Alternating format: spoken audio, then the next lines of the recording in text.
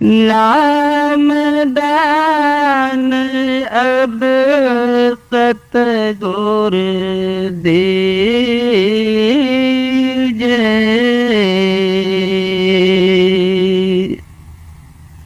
प्राण सतावे श्वास छीजे।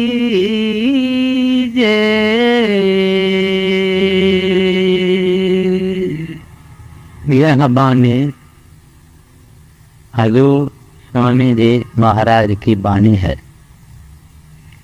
संतों की जितने भी बानियां होती है उसमें या निमन समझाया जाता है या सत्संग समझाया जाता है या सतगुरु की महिमा होती है या भक्ति की महिमा होती है या शब्द की महिमा होती है। कभी कभी चेतावनी होती है और कभी कभी प्रार्थना भी होती है। तो यह एक सत्य सतगुरु को इस शब्द में प्रार्थना करता है, हालांकि उसको नाम मिला हुआ है मगर नाम प्रकट नहीं हुआ, नाम की मैनिफेस्टेशन नहीं हुई, नाम का प्रकाश नहीं हुआ। तो वो पुकार करता है, अरदास करता है, विनती करता है कि हे सच्चे पातशाह, नाम को आपने मुझे दे दिया है लेकिन मुझे कुछ नहीं बना, मेरा कुछ नहीं बना, वैसे का वैसा ही है। और दिन ब दिन मेरी जिंदगी खत्म हो जाती है, वक्त जाता रहता है। इस वजह से दया करो, कृपा करो, मेरे अंदर नाम का प्रभाव करो। तो ये सब संबंधन क्रांति परिवार इसको देर कॉपी और बिना बिना कोई प्रार्थना करता है, कोई बेनती करता है, कोई तपान करता है, कोई ऐलान करता है। अब संसार में ऐसा कोई आदमी चाहे चाहे स्त्री भी नहीं होगा जिसने कभी प्रार्थना नहीं की होगी।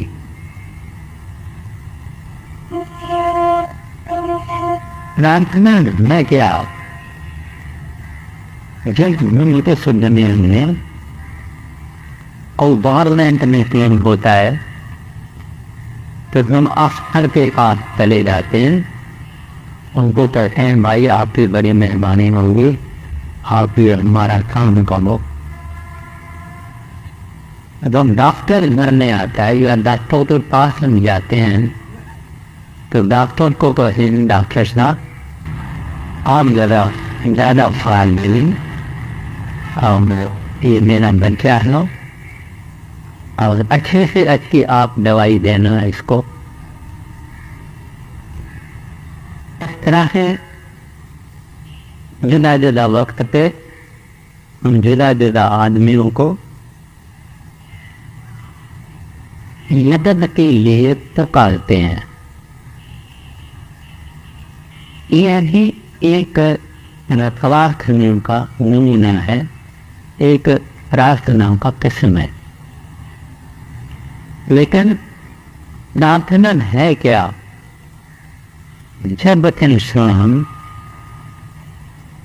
किस तकलीफ में आ गया है,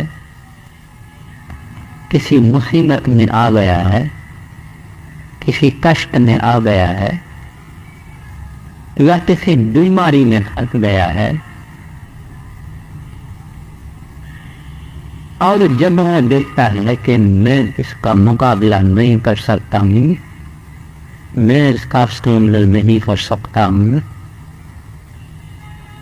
बहुत कठिन बात है, तब वो किसी को पहले भी को बताता है, वहाँ भी को बताता है, महकना तो फकीर को पुकारता है, फिर वो क्रिश्चियन को पुकारता है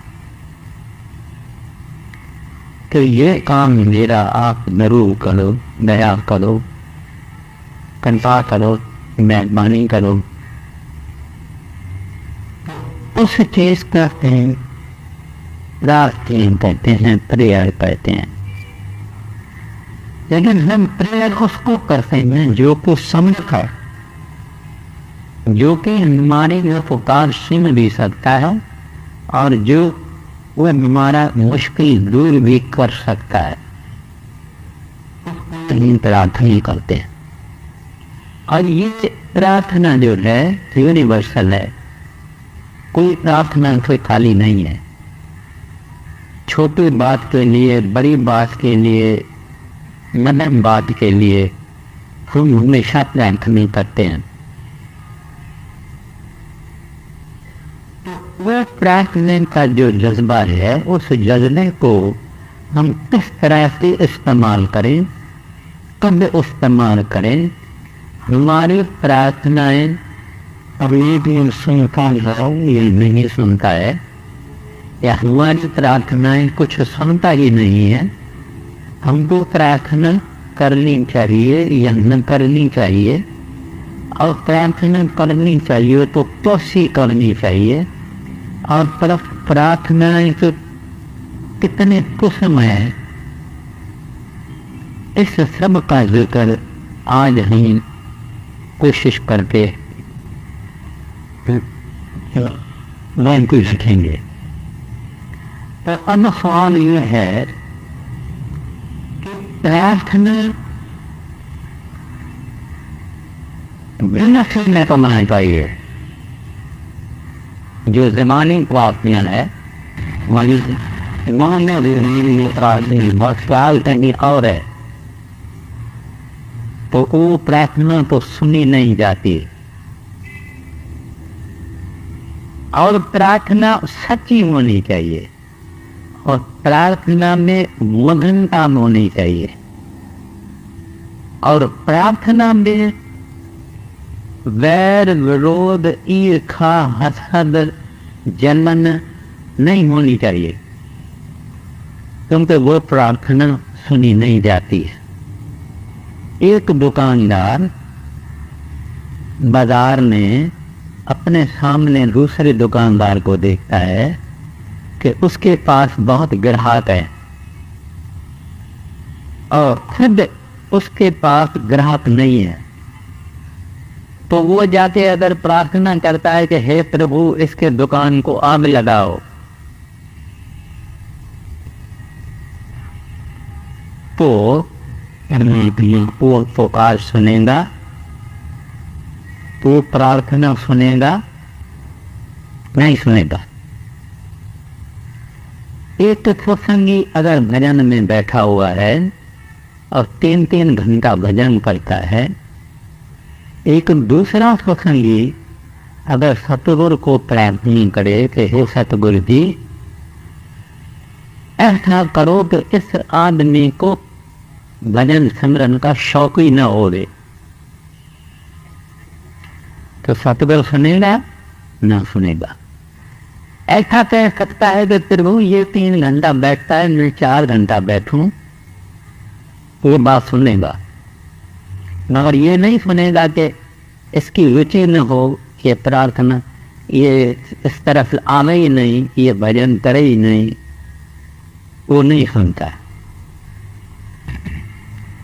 तो सवाल ये है कि असल प्रार्थना अच्छा तो है संसारी सामानों के लिए, संसारी चीज़ों के लिए, संसारी अवस्थाओं के लिए, या फिर किसी को घर वाले को बीमारी आ गई, ऐसे की तकलीफ हो गई और मुसीबतें आ गए, तब हम प्रार्थना करते हैं प्रभु को कि हे दाता,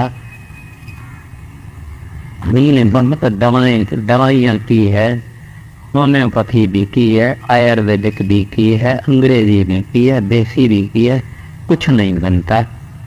अब और कोई दरवाजा है नहीं। हे प्रभु, मेरी इमदाद करो, मुझे दया करो मेरे ऊपर। के संसारी सामानों के लिए ही प्रार्थनाएं करते हैं,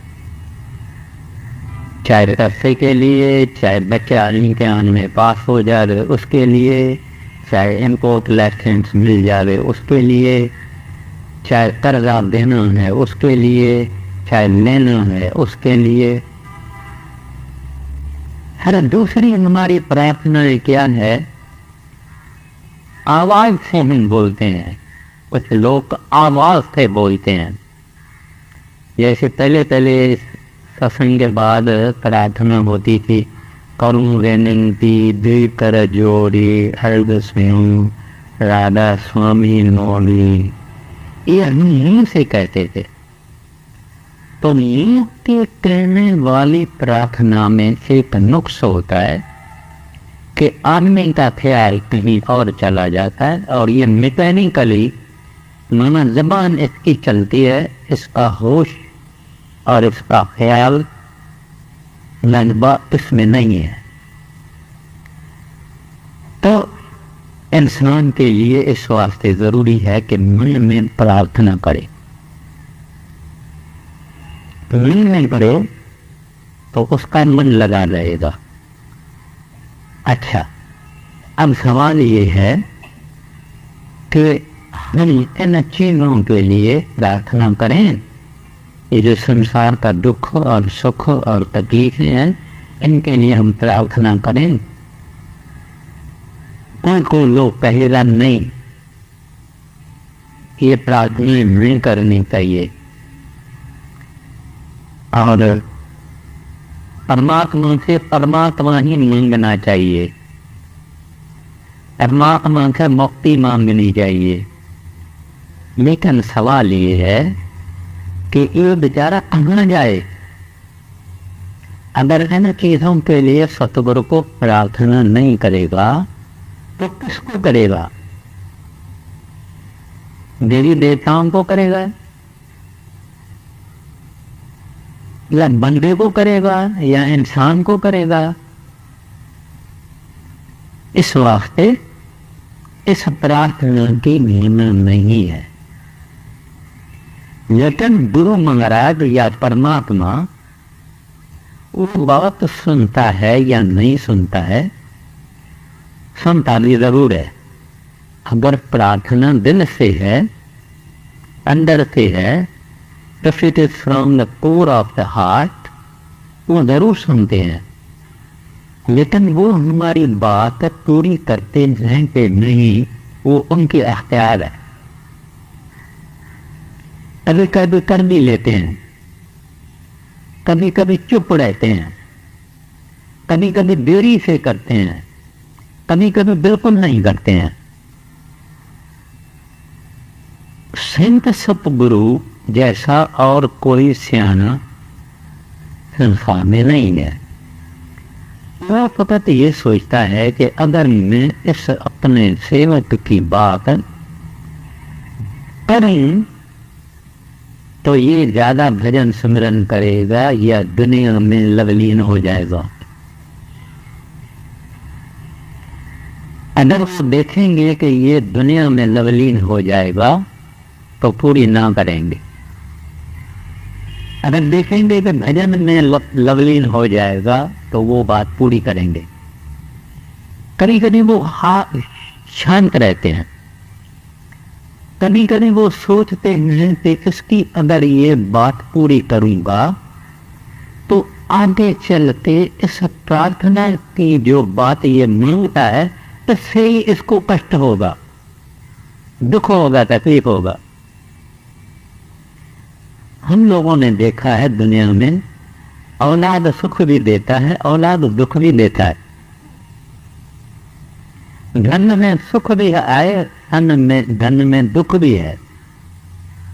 कई चीजें हैं जिनमें सुख भी मिलता है, दुख भी मिलता है, मगर हमको पता नहीं कि हमारा सुख किस में है और दुख किस में है।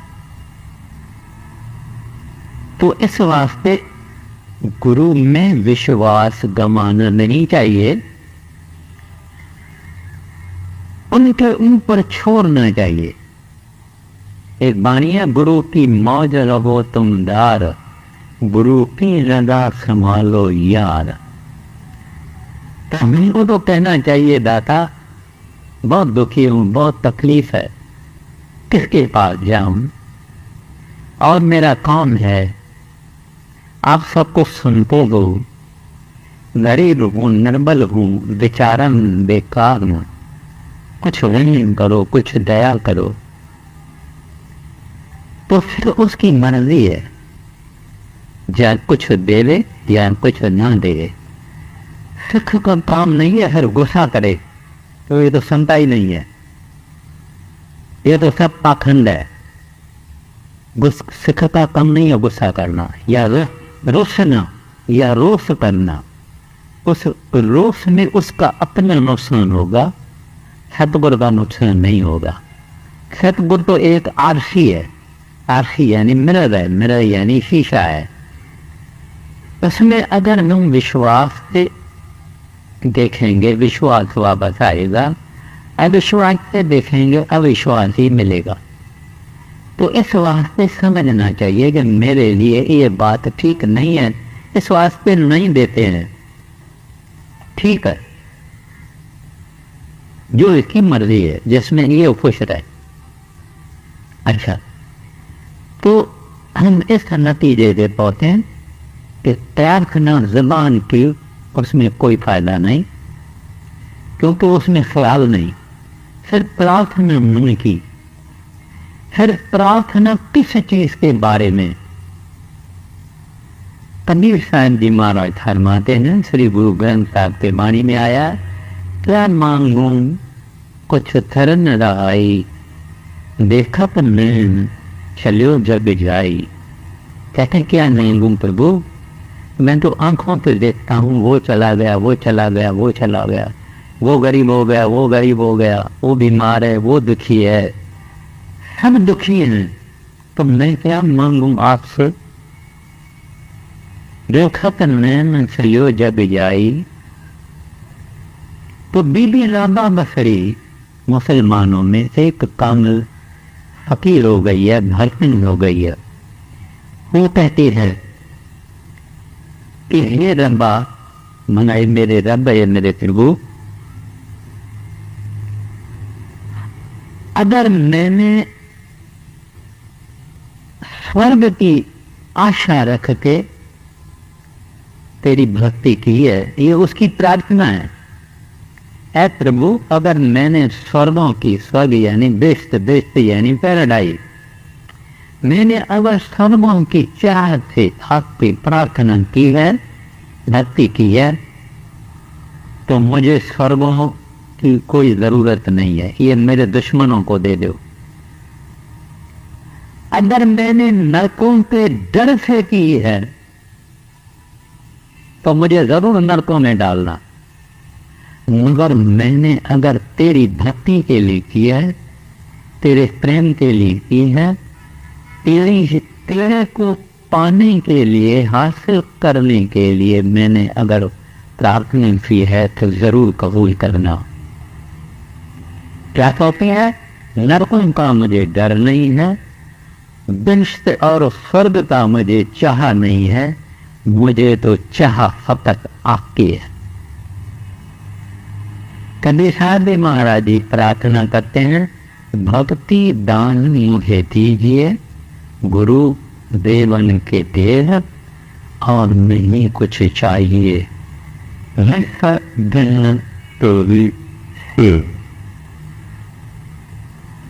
रंग में रंगा रहूं और मुझे कुछ चीज नहीं चाहिए। अब सवाल मैंने पहले कहा कि हम जो मामूली लोग हैं, ये तो ऊंच ऊंच कोटि वाले महात्माओं की बात है, राबा बसरी या कबीर साहब या गुरु अर्जन साहब या क्या, उन बात पर हम बाद में आते हैं। मगर हमारे जैसा आदमी जरूर प्रार्थना करेगा, और जहाँ खुद बेचारा कुछ नहीं कर सकता है जरूर पुकारेगा। मगर प्रार्थना दुनिया में और किसी को नहीं करना चाहिए, करना तो उससे साहब को चाहिए। ये जो देवताओं से हमारा कुछ बनने वाला नहीं है, क्योंकि उनका भी मालिक परमात्मा है, वागुरु है, अकाल पुरख है। बादशाह अकबर एक दफा जंगल में रास्ता भूल गया,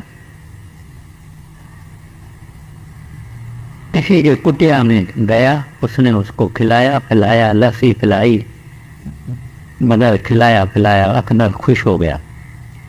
तो अकबर ने कहा, तो भाई तू मुझे नहीं जानता है, तुमने मेरी बहुत सेवा की है, और मैं तुम्हारे को ये अपनी मुंदरी देता हूँ, तो मेरी दरबार में आना दहली में, जो मांगेगा मैं तुमको दूंगा, मैं बादशाह अकबर हूँ। मुंदरी अपनी दे गया। कुछ वक्त के बाद वो गरीब आदमी, उसको कोई जरूरत हुई, वो दिल्ली गया, दरबार वालों को उनको मुंदरी दिखाई अकबर की, अंदर से उन्होंने छोड़ा उसको।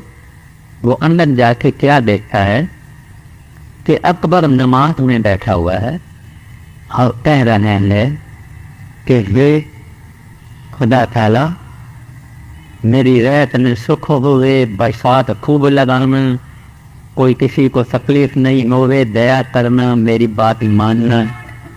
इसने सुना, इसने कहा ये भी तो खुदा से मांगता है ना, मैं तो क्यों मांगू? ये खुद मांगता है, खुद भिखारी है। भिखारी से क्या भिखारी, मैं क्यों भिखारी से भीख मांगू? जिससे ये मांगता है उसके पास मैं भी उसके साथ ही मांगूंगा, उसके पास ही मांगेंगे। तो इस वास्ते इधर उधर नहीं, अपने गुरु को या परमात्मा मांगना और उसके बाद से छोड़ देना, तो ये मर्जी है। अब हम आते हैं उस सोचने पर जो दुनिया से थका हुआ है, जो दुनिया से थका हुआ है, खाया भी है, पिया भी है, ऐश भी किया है, औरत भी है, औलाद भी है, पैसा भी है, धन भी है, मगर फिर भी अंदर में संतोष नहीं है, अंदर में खुशी नहीं है। तो कैसी प्रार्थना करेगा, हे दाता बंद छूट गए हो, बंद न पड़े, कुछ न हो तो उपाय, कन्नो नामिक अब होकर हमें गले ही दो कर सहार। कहते भजन भी मैं करता हूँ मगर देता नहीं, मन से लड़ाई करने की मुझे ताकत नहीं। हम सब जानते हैं कि मन क्या चीज है, मन क्या पावर है। कहते हैं बल छूट गए हो, वो अपनी किसी ताकत का, शक्ति का, बल का कोई अभिमान नहीं करता है, कोई जिक्र नहीं करता, निर्बल है। परमात्मा बलराज है, उस बलराज को ये निर्बल कहता है बल छूट गए हो। बड़ा कमजोर, बड़ा निर्बल हूं।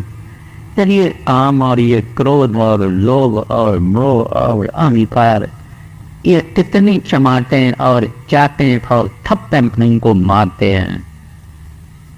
हम सब उसके शिकार हैं, हम शर्मसार हैं। कोई कहेगा नहीं कि मैं काम से दूर हूं, मैं चढ़ गया ऊपर, क्रोध से ऊपर हूं, लोभ से ऊपर हूं, अहंकार से ऊपर हूं, कोई नहीं कहेगा। कभी न कभी, कभी न कभी, कभी न कभी उन्होंने हमको शर्मसार करके रखा है। अब यह सत्संगी प्रेमी जो है वो गुरु के आगे की अरदास करता है, कहता है बंद छुट गयो बंधन पड़े। प्रभु बहुत बंधन है, 2 बार लड़कियां हैं, जवाई है, 2 टाइम लड़के हैं, नुए घर में है। कुछ न कुछ इस संसार में लगा ही रहता है। तो तुम्हें बंधन करे, कुछ न हो तो उपाय। कहते हैं अब मैं सरेंडर करता हूं, थक गया हूं प्रभु, मैं आपके चरणों में गिर पड़ा हूं। तन्नान तो अब कोट हर, कुछ नहीं मांगता, मांगता कुछ नहीं है, मांगता कुछ नहीं है।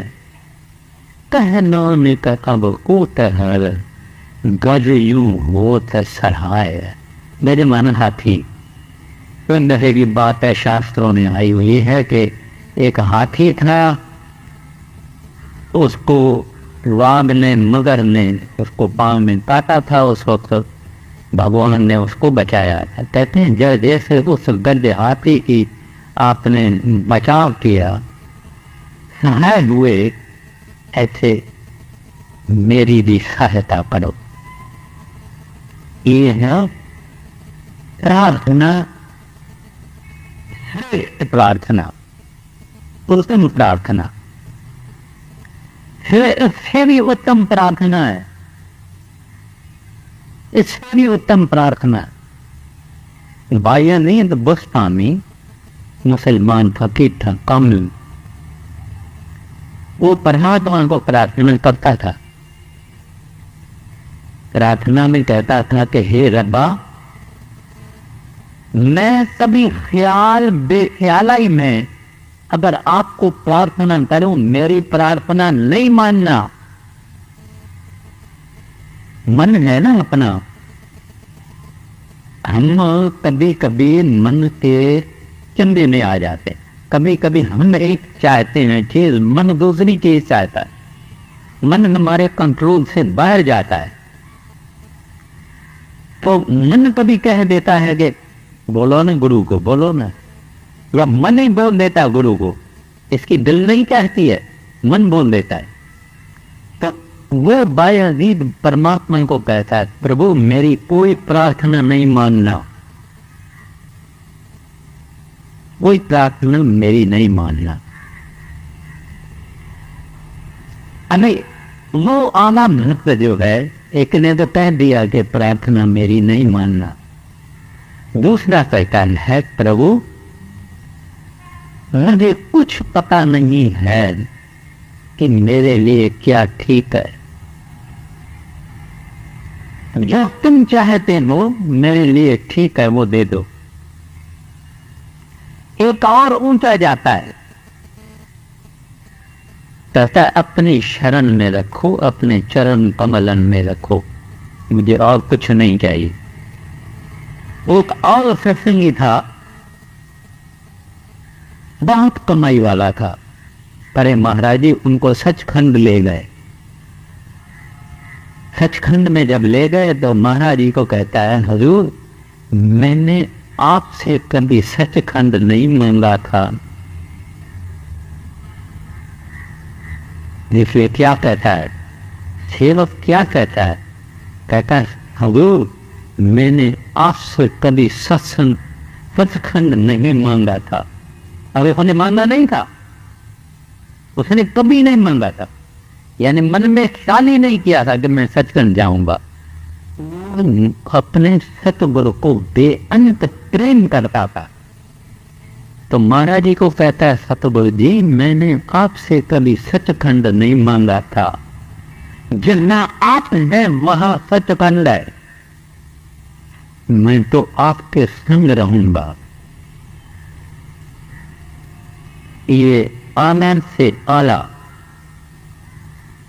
प्रार्थना है और कुछ नहीं। अब हम देखेंगे कि प्रार्थना कबूल क्यों नहीं होती है, क्योंकि मन में करने वाला देखता है कि इसके फायदे के लिए है या इसके नुकसान के लिए है। प्रार्थना कौन सी वो कबूल करते हैं जिसमें सेवक का भला हो और सेवक परमात्मा को नजदीक पहुंचे। एक प्रार्थना जबान की, एक प्रार्थना दिमाग की या मन की या मानसिक, एक प्रार्थना अंदर में जब ये भजन में बैठा है तब ये कहता है दाता सब कुछ मेरे लिए आप है, मैं और कुछ नहीं मांगता हूं, अपना दीदार कराओ, अपनी दर्शन कराओ, मुझे और किस चीज की लोड़ नहीं है। ये आला निराला प्रार्थना है जिसमें कोई तलब नहीं है, कोई और अरदास नहीं है। तू तेरा तेरा तेरा तेरा तेरा इस मंजिल पे जब ये पहुंच जाता है, इसकी ये आला से आला ये प्रार्थना है। अभी प्रार्थना मैंने पहले अर्ज किया था, नहीं तो कोई प्रार्थना से रह भी सकता है, सब प्रार्थना करते हैं। जो भूखा है वो शायद रोटी के लिए भी प्रार्थना करेगा, प्यासा है वो शायद पानी के लिए भी प्रार्थना करेगा, लेकिन प्रार्थना में एक खास चीज है जिसको कहते हैं मगनता, एब्सॉर्प्शन, जिसमें होश नहीं, जिसमें होश नहीं, होश सारा उसमें है। यानी उसको अपने तन बदन की, पिंड के, शरीर का, जिस्म का कुछ भी नहीं, और वो है भजन। जब ये मेडिटेशन पे बैठता है तो ये आला से आला प्रार्थना है। जब ये मेडिटेशन में बैठता है, भजन सिमरन में ये बैठता है और अपने आप को गंवा देता है और उसमें महम हो जाता है, प्रभु में, वागुरु में, अकाल पुरख में जब मैं हो जाता है, तब इनकी जो गुर्जात है, जरूरियात है, नेसेसिटीज ऑफ लाइफ है, ये भगवान को पूरी करनी पड़ती है। भगवान को वो उसकी जरूरतें पूरी करनी पड़ती है। श्री गुरु ग्रंथ साहब के बानी में आता है, अन्न बोलतन मेरी वृथा जानी है, ज़बान से कहने की जरूरत नहीं। जब उसने सब कुछ उसके हवाले कर दिया, उसकी शरण ले ली, टोटल अनकंडीशनल सरेंडर कर दिया, समर्पण कर दिया, उसके हवाले कर दिया, फिर भगवान के लिए जिम्मेवारी हो जाती है, परमात्मा के लिए जिम्मेवारी हो जाती है कि ये तो मेरा ही हो गया, अब इसके बच्चों को भी संभालना पड़ेगा, इसके खाने का भी ख्याल रखना पड़ेगा, इसके हर बात का ख्याल रखना पड़ेगा, और भगवान उनका सब ख्याल रखता। नामदेव जी महाराज छिपा पे यानी साड़ियों पे छापते थे, ये साड़ियों पर और कपड़े पर जो छापा लकड़े का लगा के रंगीन वगैरह ऐसा छापते। तो उस गांव में, शहर में एक एक महीने को एक मार्केट लगती थी, बाजार लगती थी, तो सब लोग अपने घरों में जो जो चीजें बनाते थे वो सब ले आते थे। जो ऐसी मालिक की मौज हुई कि नामदेव का कोई कपड़ा बिक्री नहीं हुआ। तो जब मार्केट खत्म हुई, बाजार खत्म हुई, तो मार्केट भी आ गया घर में और अपना वापस लेके आए। घर वाले बोलते हैं भाई क्या करके आया? बोलता है बिक्री हुआ नहीं, कुछ नहीं बिक्री हुआ। कहते ऐसे कैसे होगा और गुजारा कैसे होगा, खाना पीना तो होगा, तुम तो सारा दिन भजन करते हो, तुम तो सारा दिन ये करते हो, और जाओ किसी को उधार देते आओ। मगर बोलता है न किसको उधार दे के आओ? उन्होंने बोला किसी को न किसी को उधार ही दे के आओ। तो कपड़ा लेके गया, बाहर जाके पत्थरों पर सुत दिया, मना फेंक दिया, और एक पत्थर लेके आया वापस घर। घर वालों ने कहा दे के आया, और मार कहता है उधार दे के आया। किसको दे के आया? बोलता है पत्थर को। तो पत्थर लेके आया। उन्होंने कहा भाई पत्थर को भी कभी उधार होती है? कहते नहीं, दूसरे मैंने को अपने को सब कुछ मिल जाएगा। टाइम आया, वो पत्थर लेके गया, वो पत्थर उसी दिन सोने का हो गया। उसी दिन अपने टाइम से वो पत्थर सोने का हो गया। तो कहने का मतलब क्या है कि वो परमात्मा व गुरु अपने भक्तों की सब जरूरियात पूरी करते हैं। ना भी करते हैं तो इस वास्ते ना करते हैं कि उनको बराबर सच्चा सोना बनाना, और सच्चे सोना बनाने के लिए सोने को आग में डालना पड़ता है, ताकि उसमें जो पित्तल है, जो तांबा है, को ये है कि वो है, वो निकल जावे, पूरा शुद्ध हो जावे। वो उनको उस आग से पार करवाते हैं ताकि ये शुद्ध, पाक, पवित्र, निर्मल और प्रभु के मिनट में प्रभु के खजाने में डालने के काबिल हो जावे। तो सत्संगी के जीवन में जो दुख, कष्ट, तकलीफ आती है, उसके पीछे सतगुरु की दया समझनी चाहिए। ये जो श्री गुरु ग्रंथ साहब के वाणी में आया है, दुख दारू सुख रोग भया जा सुख आमन होई। ऐसे सुख में अगर इसको परमात्मा की चाह नहीं है, परमात्मा को याद नहीं करता है, परमात्मा की लगन नहीं है, परमात्मा का स्मरण नहीं है, कहते ये सुख कामता नहीं है। दुख दारू कहते हैं स्वयं तो याद दुख में करता है। कुंती पांडवों की माता थी, कृष्ण की भक्तन थे। एक दफा कृष्ण उसको कहता है, ए कुंती, मांग जो मांगना है, मैं तुम्हारी भक्ति पर बहुत खुश हूं। कुंती कहती है, महाराज मांगूंगी मगर आप नहीं देंगे। कहते क्यों नहीं दूंगा, मैं तो तुमसे कहता हूं मांग। तो कुंती कहती है, अच्छा मुझे नरकों में भेज दो। महाराज कृष्ण कहते हैं, अय कुंती, मैंने तुमको क्या कहा, तू क्या सोचती है? कहती है, हाँ मैंने जान मुझे मांगा है कि उनके नरकों में ही जब मैं होंगी तब आपकी याद सदा बनी रहेगी। ये परमात्मा के प्यारे जो हैं, उनके हृदय में परमात्मा की याद सदा बनी रहेगी। सब में जियां का एक को दाता सौ में विसर न जाई, तुम चित आए महा आनंदा विसरे मर जाई। कहते हैं प्रभु अगर तेरी याद मेरे हृदय में है तो मैं जिंदा हूं, खुश हूं। तेरी याद,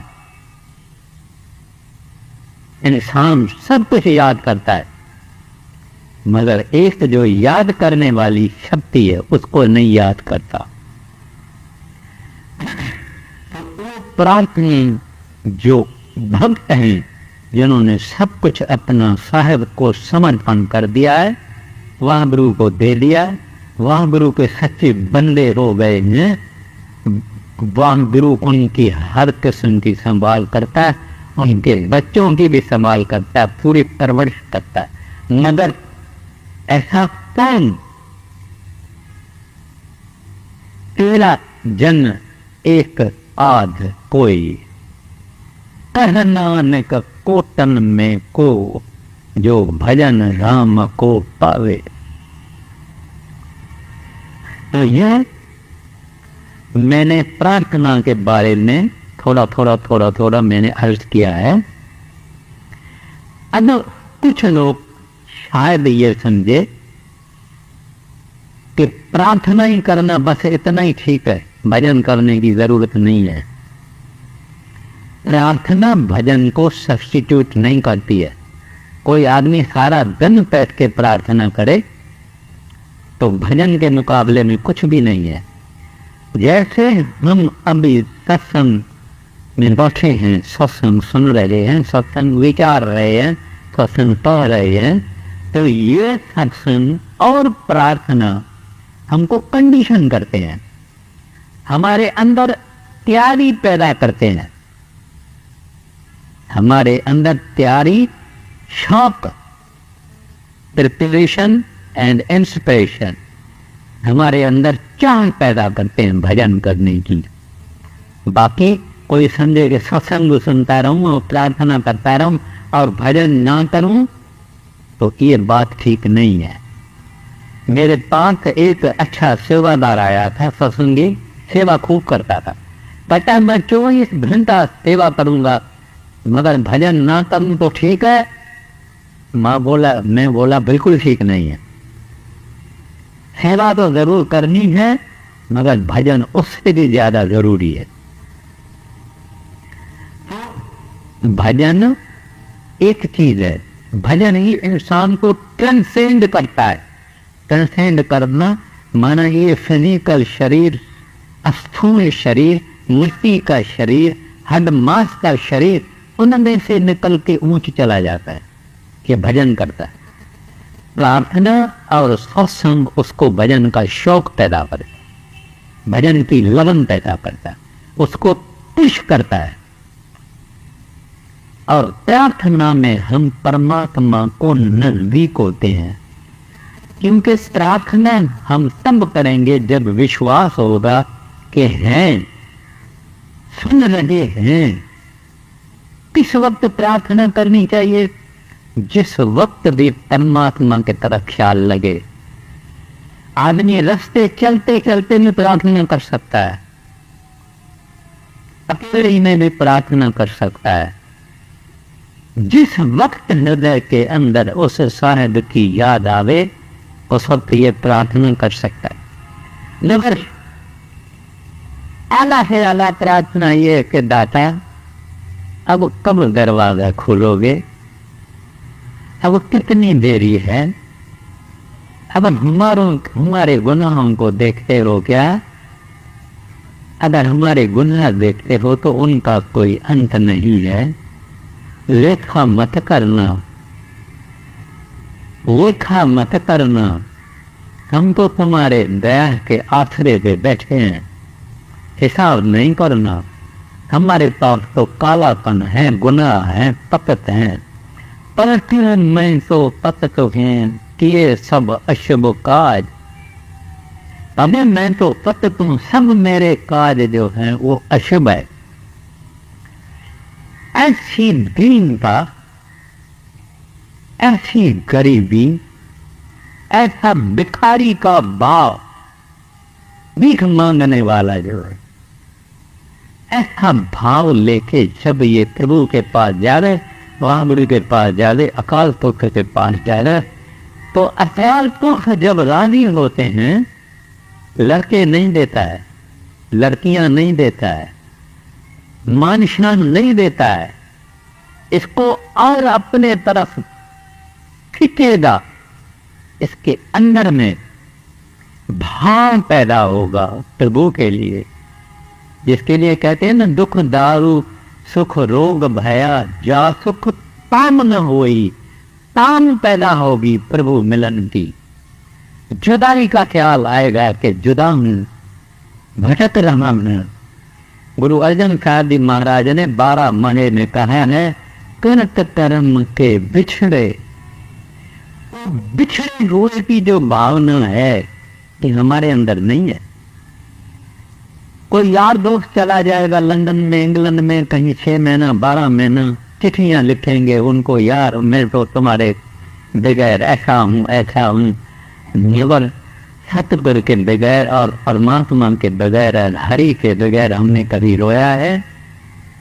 हमने कभी हरि वाहगुरु अकाल पुरख की याद में रोया है? हाँ, जब ये इंसान उस प्रभु के याद में आंसू बहाता है, ये आंसू परमात्मा को हिला देती है। मगर कौन रोता है? कौन उस बहादुर के लिए रोता है? कौन उस हरि के लिए रोता है? दुनिया के लिए हम खूब रोते हैं, मगर साहब के लिए कोई नहीं रोता। तो यह प्रार्थना है, बहुत बड़ी विषय है, हम सबको तजुर्बा है, लेकिन इतना जरूर है कि ये हमको परमात्मा को, वाहगुरु को, सतगुरु को नजदीक करता है। और इस प्रार्थना से हम बुरे काम नहीं करते हैं। जब हम एक दफा प्रभु को कहते हैं हम बुरा हूँ, जैसा हूँ तैसा हूँ, तेरा ही हूँ, तब फिर ये गुनाह नहीं करेगा। कहेगा पहले ही भंडार हूँ, पहले ही पेशेमान हूँ, पहले ही मैं क्या करता हूँ, तौबा। मुसलमान कहते हैं तौबा, हम कहते हैं पछतावा। जब हम एक दफा पछतावा करें और परमात्मा बख्श दे दे, फिर ये गुनाह फिर करे तो फिर नहीं बख्शा जाता है, फिर नहीं बख्शा जाता। तो इस वास्ते जब हम प्रार्थना करें तो गुनाहों से जितना हो सके हम गुनाहों से दूर रहें, और उस साल को जब हाजिर समझेंगे तब गुनाह नहीं करेंगे। जब उस साल का डर होगा फिर ये गुनाह नहीं करेगा। डर कब होगा? जब हाजिर समझेगा। हम हाजिर क्यों डरते हैं? जो हाजिर नहीं है तो हम डरते नहीं हैं। एक आदमी दरवाजा बंद करके अंदर गुनाह करता है, अगर वो समझे कि अंदर भी वही बैठा हुआ है जो बाहर है, दरवाजा किसको बंद करके भाई तू करता है काम बुरा, वो तेरे अंदर ही बैठा हुआ है देखने वाला, तो वो उसका जब दिल अंदर पैदा हुई, ये प्रार्थना से पैदा होता है। जब डर पैदा हुआ ये सीधा चलेगा, संसार में सीधा सीधा चलेगा, आड़ा टेढ़ा नहीं चलेगा, क्योंकि उनको मालूम है कि अगर मैंने जानबूझ के, अगर एक सत्संगी जो सुसंगी गुनाह करता है, जो आम आदमी गुनाह करता है, सत्संगी को थोड़ी सजा ज्यादा ही मिलेगी, क्योंकि सत्संगी को सिखाया गया है कि जो जो तुम्हारा कर्म होएगा ऐसा तू भोगेगा, कर्म जो जो करेगा तू वही सर भोग ना भरना। गुरु नानक साहब जी महाराज ने कहा ये संसार कर्म संदरा कहता है। तो जब इसको ज्ञान भी है कि ये ऐसी बात है, ये गुनाह करेगा इसको थोड़ी सी सजा ज्यादा मिलेगी, आम आदमी करेगा उसको थोड़ी सी सजा कम मिलेगी, क्योंकि उसको मालूम नहीं है। खैर, अब देखिए स्वामी जी महाराज क्या कहते हैं, क्योंकि टाइम पूरा हो गया। नाम दान अब सतगुरु दी जय, काल सतावे स्वान साक्षी जय। अरे उस आदमी के अंदर डर है। हम सब बैठे हुए हैं, मैं भी साथ में, एक एक दिन जाता है वापस नहीं आएगा। पानी दरिया के अंदर आप देखते हैं जा रहा है, ये पानी वापस नहीं आएगा। अभी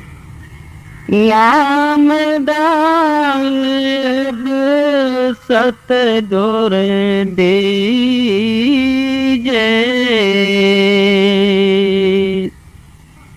काल सतावे स्वाक्षी जय। दुख पावत मैं नित दिन बारी,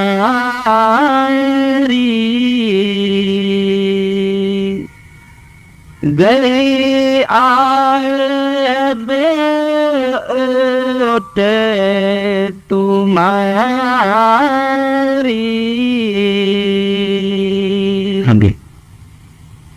तुम समान कोई और न दाता,